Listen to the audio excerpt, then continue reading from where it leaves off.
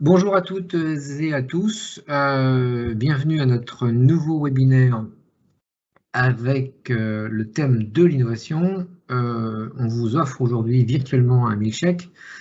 La dernière fois, on avait parlé de l'innovation avec une question cruciale qui était comment organiser, comment structurer l'innovation dans des grands groupes ou autour des grands groupes. Aujourd'hui, on va s'intéresser à un autre sujet qui concerne les clients, ou plutôt on va s'en écarter parce que l'idée là, c'est justement de ne pas écouter vos clients pour innover et au contraire de vous focaliser sur les besoins. On va rentrer un peu dans le détail sur les 30 minutes qui vont venir et après on aura un temps d'échange. N'hésitez pas, en savourant le milkshake, à interagir ou à poser des jalons de questions ou de remarques dans la conversation, dans le fil de conversation du Teams, et éventuellement à lever la main et à créer une interaction comme bon vous semble.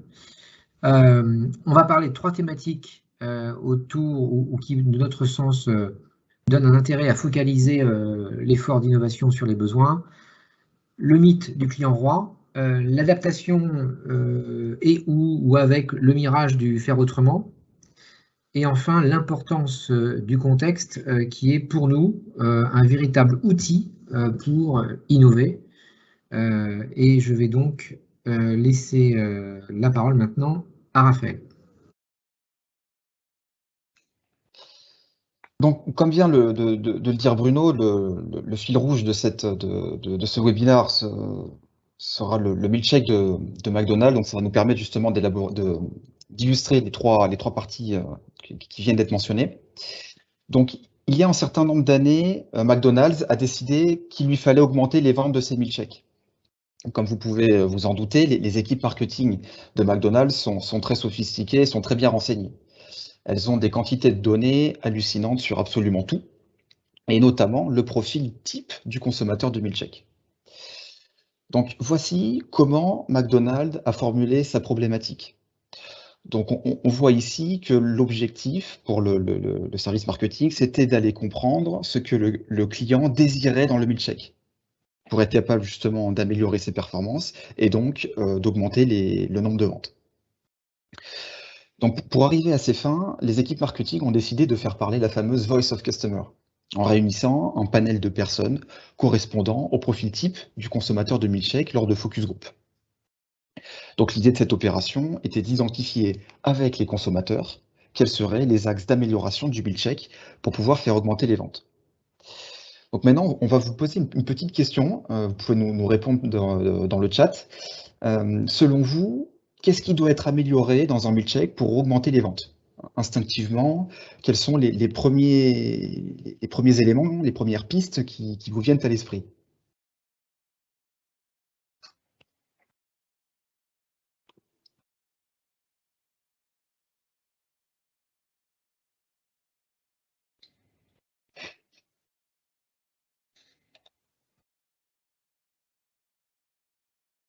Une remarque sur les études de marché, c'est intéressant. On va en parler juste après. On va en parler un peu plus loin dans le webinaire. La com, intéressant. Le caramel, pour être plus sucré. Ouais, intéressant. Donne-nous la Blanc. réponse, Raphaël. On est impatient, puis en même temps, il faut qu'on respecte le timing. Désolé pour les contributions à partir de maintenant sur le sujet. Alors, comme on l'a vu dans le chat, donc il y a plein d'idées qui émergent. Beaucoup des idées de ces idées d'ailleurs ont été mises en place par les équipes de McDonald's, comme par exemple mettre des pépites de chocolat, créer une gamme healthy, ou alors ajouter des nouveaux goûts exotiques. Petite question, donc ces nouvelles idées ont été mises en œuvre par McDonald's. Selon vous, quels ont été les impacts sur la courbe des ventes? Plutôt positif, Alors peut-être mettez des plutôt, pouces en l'air, pouces en bas en utilisant plutôt les négatif? émoticônes ou des chiffres de 0 à 10 ou de 0 à -10 par exemple, si vous voulez. Si tant est qu'il y ait eu des baisses de vente dans ce cas-là.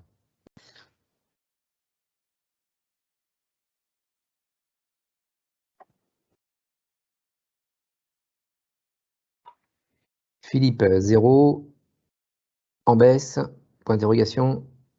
Alors, ouais, pour donner un peu de contexte, c'est une étude qui a été réalisée aux États-Unis à cette époque. Il y a quelques années, ouais. C'est ça. Ok, donne-nous la réponse, s'il te plaît. Donc, il s'avère qu'en fait, l'impact de ces nouvelles idées sur la vente de milkshakes s'est avéré inexistant. Zéro. Alors, rien n'a changé. En fait, ce qui est arrivé à McDonald's arrive régulièrement à beaucoup d'autres entreprises. On connaît tous la fameuse statistique, seulement 15 à 25% des produits qui sont développés seront en succès financier. Donc, suite à ce constat-là, avec Bruno, nous observons deux types de comportements différents. Euh, Dans un premier temps, il y a des personnes qui acceptent en fait cet aléa et qui s'accordent finalement à dire que l'innovation est soumise au hasard. Et donc, si on poursuit la logique, plus nous faisons de projets, plus nous avons de chances qu'il y en ait un qui réussisse.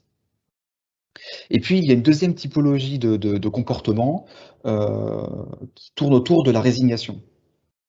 C'est-à-dire que de toute façon, l'innovation, c'est trop chaotique, on a déjà essayé, ça n'a pas marché, donc on ne va pas recommencer, on ne va pas s'y mettre. On va arrêter. Nous, on a une lecture qui est différente de cette statistique. Selon nous, il apparaît clairement qu'en fait, nous ne sommes pas capables aujourd'hui de prédire si un client va acheter ou non le produit que nous développons. Et d'ailleurs, l'exemple de McDonald's nous montre que nous ne sommes même pas capables de le prédire, alors même que nous posons la question au client.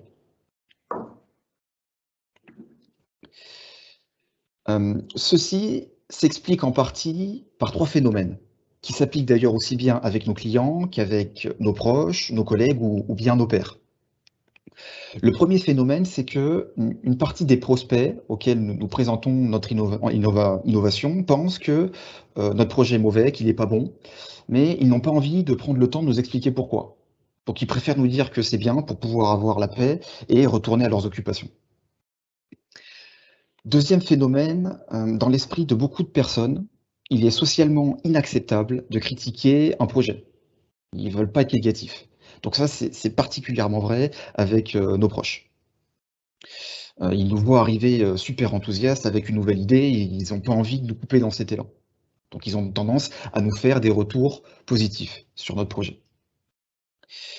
Troisième phénomène, quand nous arrivons à trouver un prospect disposé à prendre du temps pour nous répondre, on est super content, on lui présente le sujet sur lequel on travaille, le client réagit, nous donne des bons arguments, il donne des conseils, que lui-même applique d'ailleurs, mais malheureusement, on se rend compte que ça ne nous suffit pas.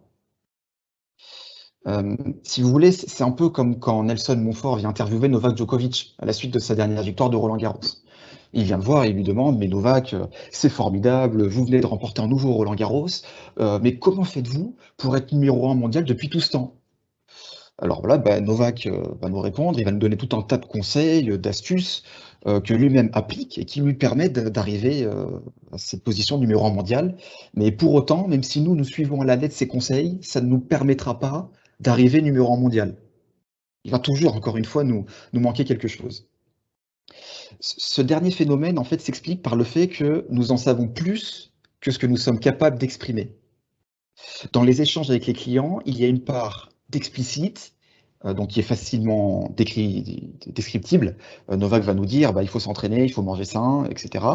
Et puis il y a aussi une part d'implicite qu'il est difficile d'exprimer, mais qui est tout aussi important pour nous, en tant qu'innovateurs, d'aller chercher et d'être capable d'interpréter.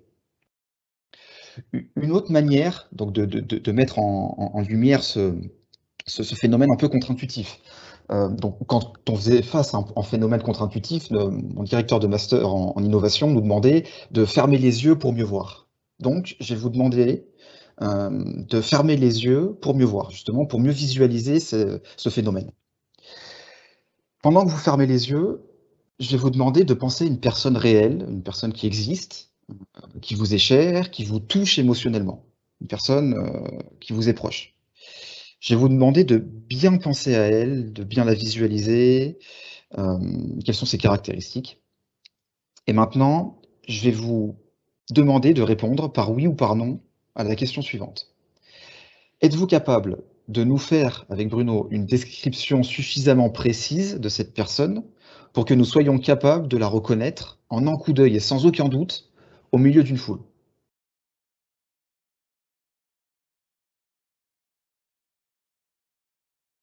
Donc, si je reformule un peu la question, c'est ce qu'en fait, est-ce que nous sommes capables de trouver Charlie alors qu'on ne sait pas à quoi il ressemble?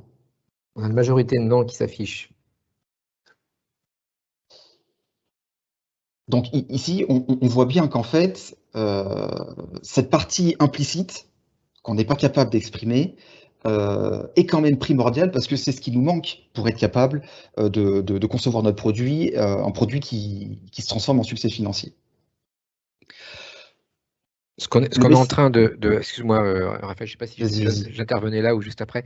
Le point là est structurant parce que alors, vous avez bien senti effectivement que ça n'est pas possible.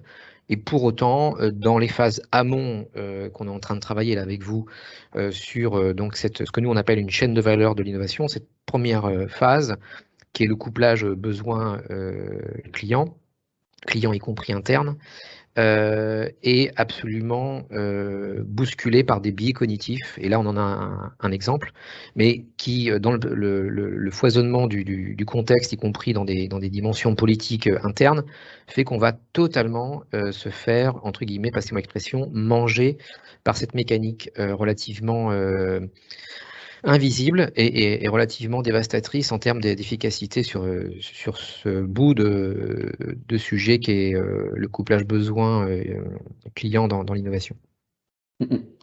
Tout à fait. Et en fait, le gros problème auquel on se heurte finalement, c'est que le client ne peut exprimer un besoin qu'à hauteur des solutions qu'il connaît pour répondre à ce besoin. Et en fait, on retrouve d'ailleurs la matérialisation de ce phénomène-là dans la fameuse citation d'Henry Ford. Si j'avais demandé aux gens ce qu'ils voulaient, ils m'auraient répondu des chevaux qui vont plus vite. Donc là, on voit bien que le client, quand on lui pose la question, il définit son besoin par rapport à la solution qu'il utilise aujourd'hui pour y répondre. Et on voit que si Henry Ford avait écouté le client à la lettre, il n'aurait pas inventé la Ford T.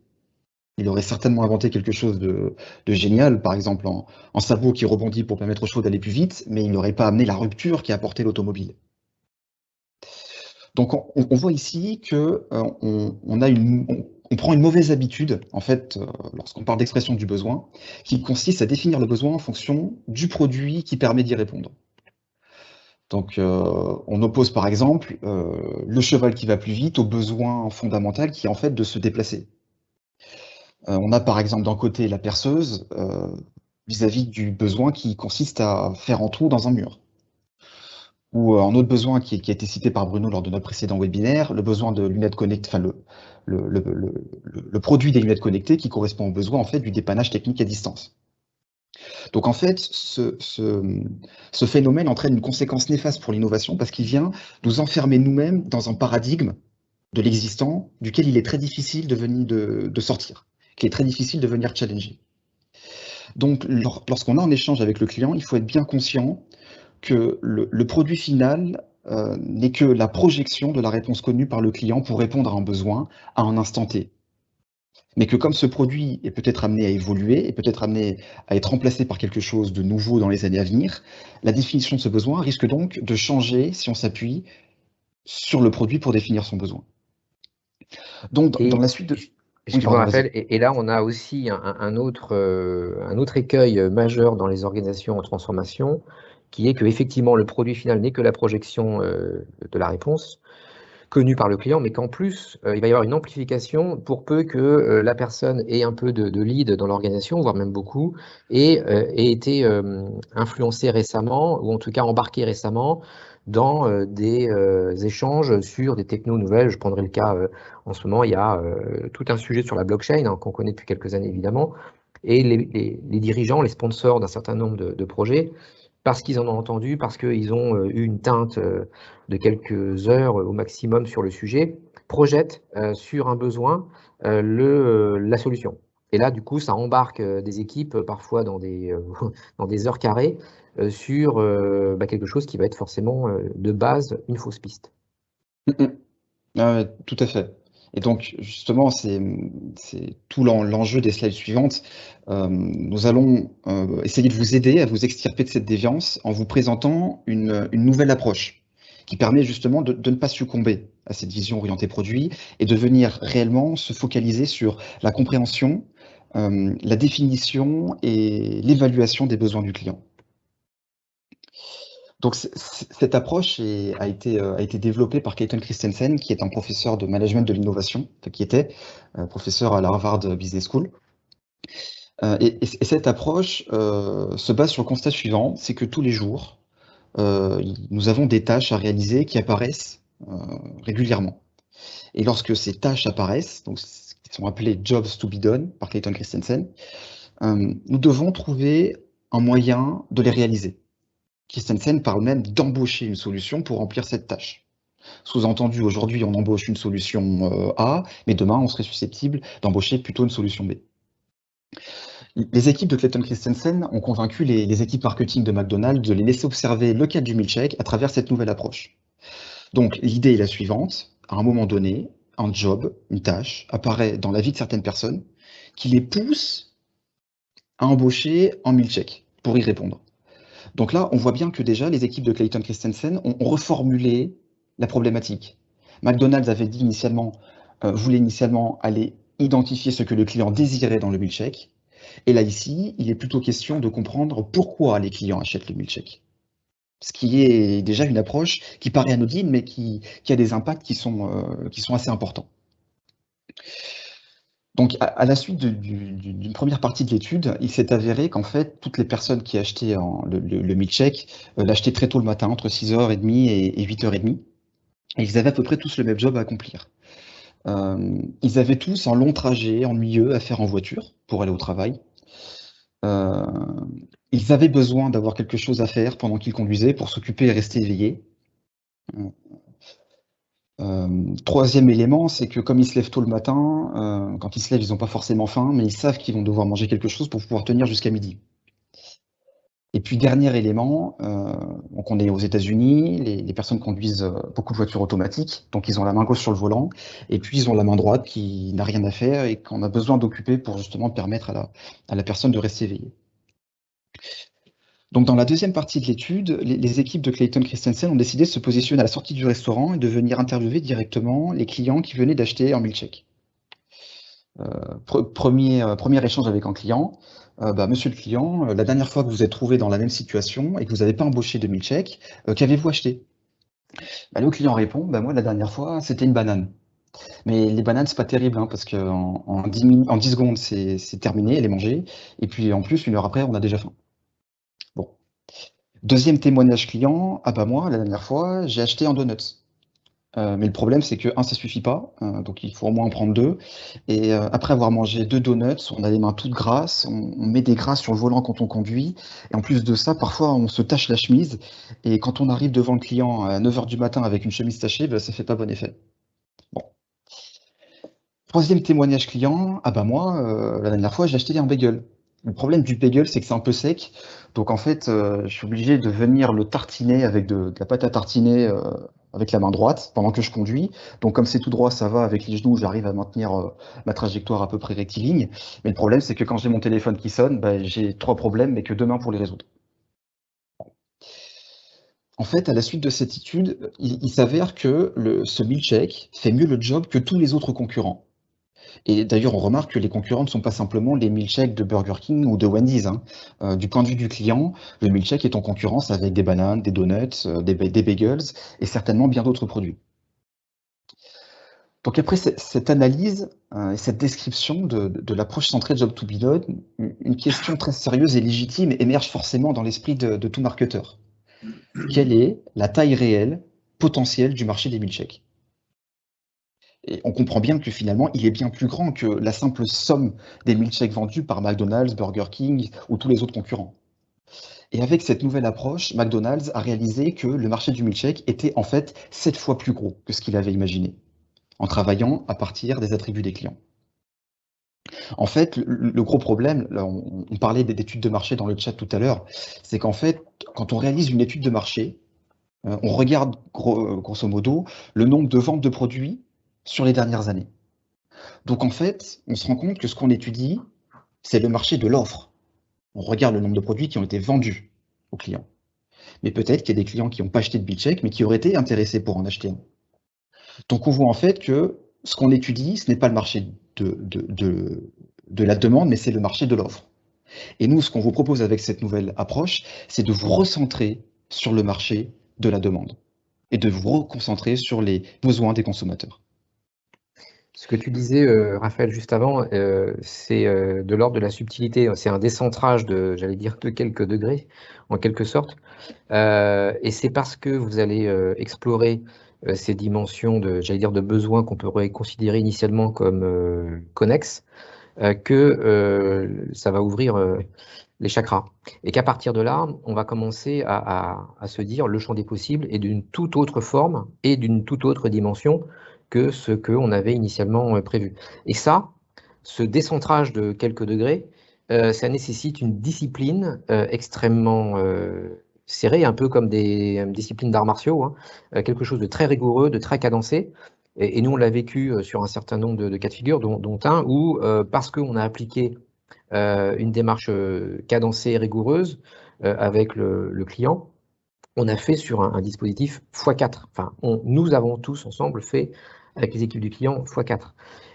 Et donc, c'est là où j'insiste sur l'idée de vraiment de décentrer de façon assez subtile l'approche et de derrière la cadencer de façon rigoureuse pour pas justement perdre ce décentrage de quelques degrés qui sinon va vous remettre dans les travers, ou en tout cas dans les pratiques habituelles qui, comme on l'a vu là, on passe de, rappelez-vous le chiffre initial, 0, stagnation des ventes, et là à x7. Je reprends les mots que tu viens de citer, décentrage de quelques degrés. Donc j'en profite pour tordre un peu le cou à certains, un modèle mental, hein, pour reprendre les termes de Philippe Silberzahn, qui est largement répandu au sein des organisations, qui consiste à penser que pour innover, il faut absolument disrupter son marché. Ça se traduit par des plans stratégiques ambitieux à 20 ans.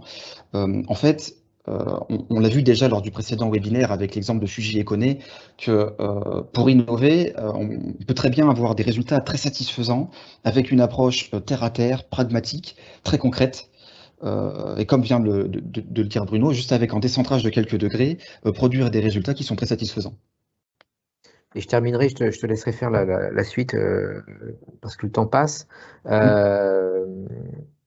Ça ouvre une autre possibilité, j'allais dire même une autre nécessité, qui est de valoriser le travail qui est fait sur l'innovation dès cette prise en compte, dès ce travail de valorisation du besoin. Valoriser le besoin, alors là, on n'a pas le temps et ce n'est pas le cadre du webinaire, mais valoriser les besoins pour ensuite voir quels sont les potentiels d'exécution dans cette épure de valorisation de besoins des technos que vous allez mettre en place.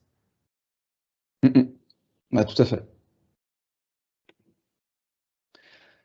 Donc, le troisième message que nous souhaitons faire passer, c'est qu'en fait, on est en train de se rendre compte, là, avec l'exemple du milkshake, que le contexte est un outil très puissant pour l'innovation.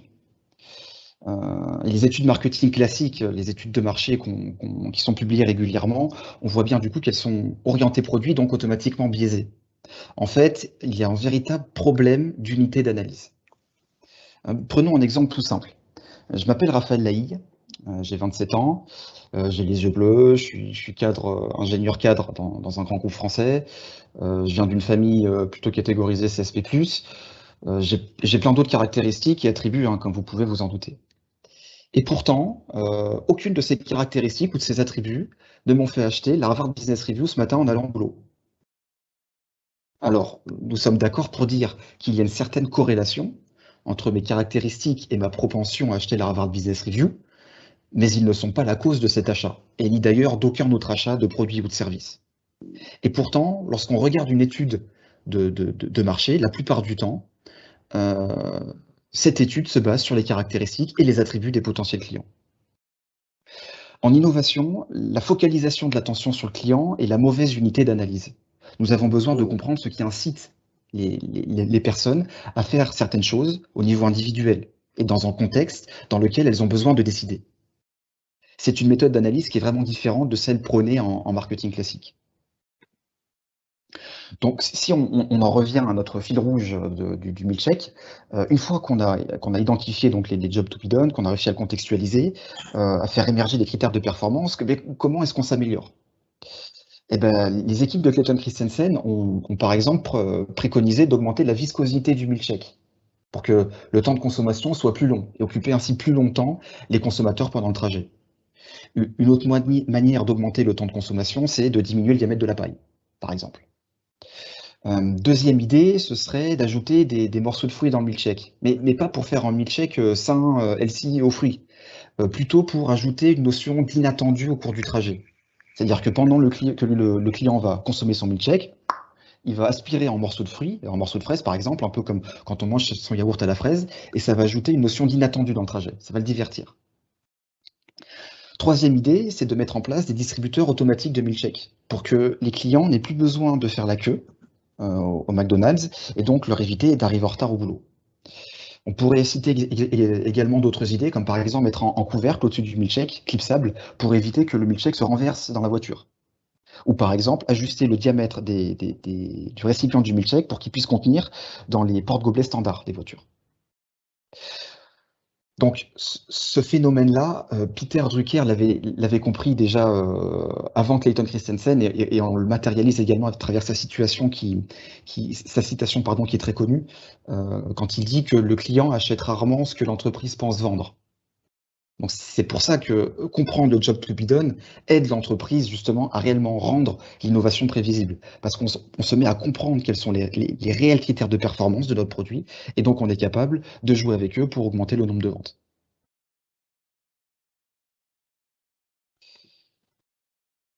Un autre avantage de l'approche du job to be done, c'est que la définition du besoin reste beaucoup plus stable au cours du temps. Elle évolue beaucoup moins fondamentalement que les produits qui permettent d'y répondre. On constate que, par exemple, sur un besoin assez classique, élémentaire hein, de l'être humain, se déplacer, on a tout un tas d'options qui s'offrent à nous. Jules César, par exemple, avait besoin d'utiliser une charrette pour se déplacer d'un point A à un point B. On pourrait également, un peu plus tard dans l'histoire, utiliser le chemin de fer, le vélo, la voiture, l'avion. Aujourd'hui, on pourrait également, dans Paris ou à Lyon, utiliser la trottinette électrique. On parle même d'utiliser en ce moment des fusées. Donc on voit bien qu'en fait, si on définit notre besoin par rapport aux produits qu'on utilise aujourd'hui pour y répondre, on va avoir rapidement une évolution chaotique. On a l'impression que le besoin évolue de manière chaotique, alors qu'en fait, il reste tout le temps le même. Le besoin fondamental, c'est de se déplacer. Donc, ce qui nous permet aussi de tordre le cou à une idée reçue qui circule souvent sur l'innovation. On entend souvent dire ah tiens, Steve Jobs, il a réussi à créer un nouveau besoin. Non, Steve Jobs n'a pas créé de besoin. Le nombre de besoins, il est stable, il est fini, et on les connaît. Par contre, le nombre de solutions qui permettent de répondre à ce besoin est infini. Il n'y a de limite que notre capacité créative. Donc c'est quelque chose qu'on peut aussi illustrer avec un besoin fondamental qui consiste à boire. Pour boire, on peut utiliser de l'eau, qu'elle soit minérale, qu'elle soit gazeuse, un jus de fruits, de la bière, du vin ou encore une boisson énergisante. Quand vous allez dans un rayon de supermarché, le rayon boisson, vous avez tout un rayon qui est absolument monstrueux et qui permet de satisfaire le même besoin. Consiste à boire. Pardon, Raphaël. On en revient je ferai un petit écho, une petite résonance avec un outil qui n'a pas été d'ailleurs présenté comme tel, mais qui est la pyramide de Maslow. Et on s'aperçoit en fait que la pyramide n'est pas une pyramide et qu'en fonction d'un certain nombre d'éléments de contexte, évidemment à commencer par l'histoire, mais pas que, il y a toute une série de paramètres qui font, et CF, ce qui s'est passé pour le low cost, a commencé par le low cost aérien dès le début des années 70, qu'il y a une autre façon de répondre à un besoin qui effectivement a une stabilité évidente pour une communauté, pour une organisation, pour des clients de l'organisation, etc. Et du coup, là aussi, on a une difficulté dans le contexte actuel, puisque comme il y a un foisonnement de technologies, il y a une forme d'emballement, d'effet, comme on l'avait dit dans une interview avec un de nos clients, un effet waouh, qui fait qu'on va vouloir se concentrer sur ce couplage fait un peu trop vite et de façon un peu trop exclusive par rapport à d'autres technos, entre un besoin identifié très, très basique, un CF à nouveau, je dirais plutôt la colonne de Maslow, par rapport à une techno qui vient de débarquer. Donc là aussi, vous avez très souvent des leviers majeurs d'efficacité au sens où, en instaurant une culture, et j'allais dire même à nouveau une discipline sur cet angle-là, on va de fait éliminer des temps inutilement affectés ou consacrés à examiner des technos par rapport à des besoins qui peuvent être couverts autrement. Et donc, pour illustrer ce phénomène-là, on peut citer un marketeur célèbre, Théodore Levitt, qui disait qu'en fait, les gens n'ont pas besoin de perceuses. Ce dont ils ont besoin, c'est de trous dans des murs. Donc, que ce soit fait avec une perceuse ou avec autre chose. Bruno, je te laisse présenter un outil. Alors, c'est un outil. Alors, c'est pas tout l'outil que nous utilisons. C'est juste pour conclure le webinaire. On vous a donné un certain nombre de pistes déjà précédemment. Là, on part de la matrice Kim et Meeborg. Et pour le sujet de l'innovation, et je dis bien y compris sur des innovations portées par des groupes qui ont une complexité d'organisation assez forte, tant du point de vue client interne, externe, que du point de vue porteur d'une techno, les DSI, les directions digitales, etc. Un outil de dialogue et de cadrage de l'innovation, c'est donc la matrice Kim Meeborg, sur laquelle nous, on a quelques compléments qu'on utilise et qui permettent assez rapidement, parce que là, il y a un phénomène de vitesse, comme on l'imagine, de donner un cadre, aussi bien du côté des équipes, on va dire, techniques, techno, que des équipes métiers au sens large. Et donc, c'est cette fameuse matrice, là, on redonne juste les éléments de base, hein, qui sont la confrontation, la dialogie entre atténuer, renforcer, exclure, inclure. Et ça donne un intérêt premier qui est que vous allez partir de quelque chose qui est existant et pas d'une page blanche. Et d'autre part, vous allez permettre en amont d'une réponse à un besoin sur lequel vous allez chercher un couplage de techno avec une startup ou pas, ou en passant par un corporate venture ou pas, ou peu importe, vous allez permettre un dialogue qui va tout de suite aller sur la possibilité d'ouvrir, comme je vous disais tout à l'heure, les chakras. C'est-à-dire qu'on va déborder du cadre un petit peu auto-centré du client pour aller sur quelque chose, comme on l'a vu là sur l'exemple que nous a présenté en fil rouge Raphaël, pour aller sur quelque chose qui va permettre, in fine, en l'occurrence avec le milkshake, de faire une réponse qui n'était pas celle qui était prévue initialement. Et donc de contribuer à mieux satisfaire le client, c'est quand même le but, et de faire en l'occurrence pour la société x7, en l'occurrence c'était McDo. Voilà ce qu'on pouvait partager aujourd'hui avec vous. Si vous avez des remarques, des questions, n'hésitez pas, soit en direct, soit par le chat. Vous pouvez faire comme bon vous semble là-dessus. En attendant de la fin. Ouais. Oui, en attendant que les questions arrivent, peut-être, je vais rebondir sur ce qui a été dit par David. Ce qu'on est en train de dire est particulièrement vrai pour les projets d'innovation de rupture. Parce que par définition, une rupture, c'est quelque chose que le marché ne vous a jamais demandé et qu'il les réclame subitement, massivement et urgemment. Par exemple, Netflix, et qu'il n'aurait pas pu décrire avant puisque ça n'existait pas. Donc l'approche à travers les jobs to be done est encore plus pertinente pour alimenter des projets de rupture.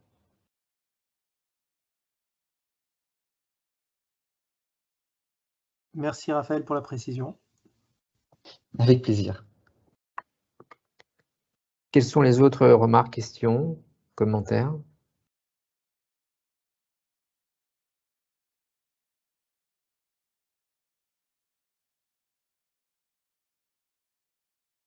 S'il n'y a pas, bon, on va tout simplement clôturer le webinaire. Ouais, j'ai peut-être une petite question. Oui, Ouais, Raphaël. Enfin là, c'est une question un peu à tout le monde. Hein. C'est pas juste pour Raphaël, mais effectivement, donc circonscrire le besoin de manière très précise, ne pas écouter le client, etc. Enfin, ça c'est tout à fait juste. Mais à un moment donné, comment dire, on peut pas passer non plus trop de temps à bosser sur le besoin parce que à un moment donné, faut y aller quoi. Je vais donner un exemple. Par exemple, les technologies blockchain, hein, donc qui ont le vent en poupe, qui sont à la mode, etc. Elles peuvent être utilisées pour un nombre d'applications énormes. Donc on peut rester pendant des heures à se dire, tiens, est-ce qu'on fait de la finance, est-ce qu'on fait une crypto-monnaie, est-ce qu'on fait de la logistique, etc. Mais à un moment donné, il faut y aller. Donc comment tu penses gérer cette dichotomie entre justement la fiabilité du besoin et le fait qu'il faut y aller à un moment donné, parce que sinon les gens vont se lasser? Alors, c'est tout l'enjeu justement d'une démarche exploratoire en innovation, c'est que quand on part sur une idée ou un projet, ce projet, il doit être testé à travers des outils, des pratiques auprès du marché. Et l'idée, c'est de, à chaque fois, essayer de susciter, de demander une part d'engagement vis-à-vis des prospects, pas simplement leur poser des questions, pour venir les intégrer au processus. Et en fait, au fur et à mesure que vous allez venir tester vos hypothèses de votre projet, il y en a certaines que vous allez valider, il y en a certaines que vous allez invalider, qu'il va falloir remplacer par d'autres hypothèses, vous allez construire petit à petit votre projet. Et ensuite, au cours de ce processus-là, vous allez donc réduire le risque de votre projet. Plus vous allez avancer dans votre processus, plus vous allez être sûr que votre projet aura une débouchée marché. Ensuite, la frontière, j'ai envie de dire, elle est spécifique à chaque organisation, en fonction de sa capacité à vouloir prendre du risque, en fonction des budgets également qu'elle a alloués. Mais il existe tout un tas d'outils dont beaucoup sont référencés dans le 3e livre d'Alexandre Osterwalder, Testing Business Ideas, qui permet très facilement de venir tester un concept auprès d'un marché. Avec l'idée à chaque fois, c'est d'obtenir un engagement de la part du client. Est-ce que le client il est susceptible de venir payer 10% du prix d'achat en amont? Est-ce qu'il accepte de prendre du temps pour intégrer dans la co-conception du projet des éléments qui lui coûtent un peu? Pas juste quelque chose qui vient gratuitement pour lui. Parce que sinon, le gros problème avec les échantillons gratuits et avec les présentations gratuites, c'est que le client se dit, je m'implique pas, au mieux ça marche, et au pire, de toute façon, j'ai rien perdu. Donc, pour arriver à trouver ce déclic, le moment où l'innovation commence à devenir pertinente, c'est quand en fait, on arrive à obtenir de l'engagement auprès des clients. Et l'engagement, j'ajouterais, sera d'autant plus sera d'autant plus facile ou possible d'obtenir qu'il y aura eu à nouveau, j'insiste là-dessus, une valorisation et du besoin et de la techno qui va être mise en face.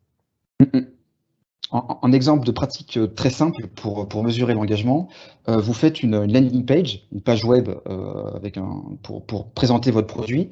Vous le présentez de manière très simple, dans les grandes lignes, et puis à la fin, vous avez un bouton acheter le produit. Et vous mesurez le nombre de personnes qui cliquent sur ce produit-là, même si vous ne le vendez pas, avec une petite note ensuite quand le client a acheté, out of stock. Et cette petite pratique vous permet justement de mesurer comment dire, l'impact de votre pitch, des solutions que vous avez imaginées sur le marché. À moindre coût d'ailleurs, juste le coût de développer une page web. S'il n'y a pas d'autres questions, parce que le temps arrive à la fin et je crains qu'on soit jeté. Je ne sais pas comment ça se termine en fait dans ces cas-là. Je vous propose de conclure, de fermer le webinaire. Merci à toutes et à tous de votre participation. Merci pour les échanges sur les mini-sondages et les questions, c'est très intéressant. Merci pour les questions finales également. On vous souhaite de très très bonnes vacances et on se retrouvera à la rentrée pour un autre sujet sur l'innovation avec Raphaël. Très bonnes vacances à vous tous. Bonnes vacances à tous. Merci.